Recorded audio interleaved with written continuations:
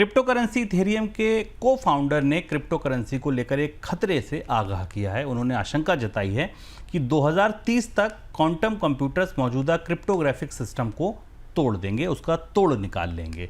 अगर ऐसा हुआ तो क्रिप्टो में साइबर चोरी के मामले बढ़ सकते हैं। इस खतरे को देखते हुए उन देशों ने क्रिप्टो एसेट को अलग अलग खातों में ट्रांसफर करना शुरू कर दिया है जहां पर क्रिप्टो को करेंसी के तौर पर मान्यता दी जा चुकी है। हालांकि 2030 में बोला था और खाते अभी से ट्रांसफर होने लगे, ये समझने वाली बात है। सर, क्रिप्टो पर ये नया खतरा क्या है जो अल सल्वाडोर, जिसने सबसे पहले मान्यता दी थी क्रिप्टो को, क्या किया उसने दरअसल? देखिए, पिछले 24 घंटों में क्रिप्टो बाजार में और ब्लॉकचेन के बाजार में सबसे बड़ी चर्चा है कि एल सल्वाडोर ने अपने बिटकॉइन रिजर्व को, दुनिया में सबसे पहला बिटकॉइन रिजर्व एल सल्वाडोर ने बनाया था और वो क्रिप्टो को आधिकारिक रूप से, कानूनी रूप से करेंसी की मान्यता दे चुका है। उसने अपने क्रिप्टो रिजर्व को अलग अलग वॉलेट में तोड़ दिया और अलग अलग वॉलेट्स में रखा है। 500 बिटकॉइन पर वॉलेट के हिसाब से उन्हें बनाने की कोशिश की गई है। तो क्यों ये खतरा है, इतना बड़ा खतरा है, ये जो अब दिख रहा है ये क्यों है, और इस पर काफी चर्चा है। इसको हम समझने की कोशिश करते हैं। क्वांटम कंप्यूटर दरअसल बेहद तेजी से उन गणितीय समस्याओं को हल कर सकते हैं, उन सवालों का समाधान दे सकते हैं जो आज के कंप्यूटरों के लिए असंभव है।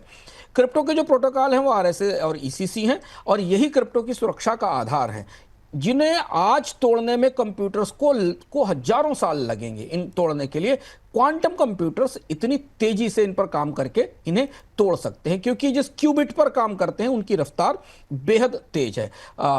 बिटकॉइन और इथेरियम जैसे क्रिप्टो कॉइन ईसीसी का इस्तेमाल करते हैं जो वॉलेट के लेन देन को सुरक्षित बनाते हैं। और अगर क्वांटम कंप्यूटर अपने क्यूबिट से किसी की भी प्राइवेट की ढूंढ लेते हैं तो वॉलेट तोड़ सकते हैं, फर्जी लेन देन कर सकते हैं और उन्हें क्रिप्टो चुरा सकते हैं। हालांकि विशेषज्ञ मान रहे हैं कि 2030 तक ऐसा हो पाएगा। पहले बड़े पैमाने पर क्वांटम कंप्यूटर नहीं आएंगे। पर एल सल्वाडोर ने ऐसा क्यों किया?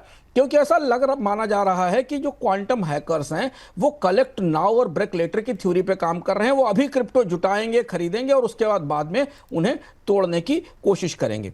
और इस वजह से एल सल्वाडोर ने अपनी जो $671 मिलियन के बिटकॉइन रिजर्व हैं उनको 14 नए वॉलेट में बांट दिया है, ताकि अगर क्वांटम कंप्यूटर भविष्य में किसी भी वॉलेट के प्राइवेट की को ढूंढ लें तो केवल उस वॉलेट तक सीमित रहेंगे और देश को यह पता चल जाएगा और बाकी वॉलेट्स को वो सुरक्षित कर सकेगा। तो एल सल्वाडोर ने आगे बढ़कर इस खतरे को काफी जागरूक कर दिया, क्योंकि क्रिप्टो बाजार में बेहद उत्सुकता है, निवेश है, क्रिप्टो ट्रेजरीज बन रही हैं, रिजर्व्स क्रिएट हो रहे हैं, माइनिंग कंपनियां क्रिप्टो जनरेट कर रही हैं, इथेरियम के ईटीएफ बन रहे हैं। उसमें यह क्वांटम हैकिंग सबसे बड़ा खतरा बनकर दिख रहा है। सर, इससे बचने की फिर तैयारियां और क्या क्या चल रही हैं इसके अलावा? 2-3 बड़े रिस्पांस दिख रहे हैं। एक तो जो हमने बताया, जो वॉलेट बांट दिए गए हैं, ऐसा लगता है कि एल सल्वाडोर का मॉडल बाकी क्रिप्टो ट्रेजरीज भी अपनाएंगी और अपने क्रिप्टो रिजर्व को, इथेरियम और बिटकॉइन रिजर्व को अलग अलग वॉलेट में बांटेंगी।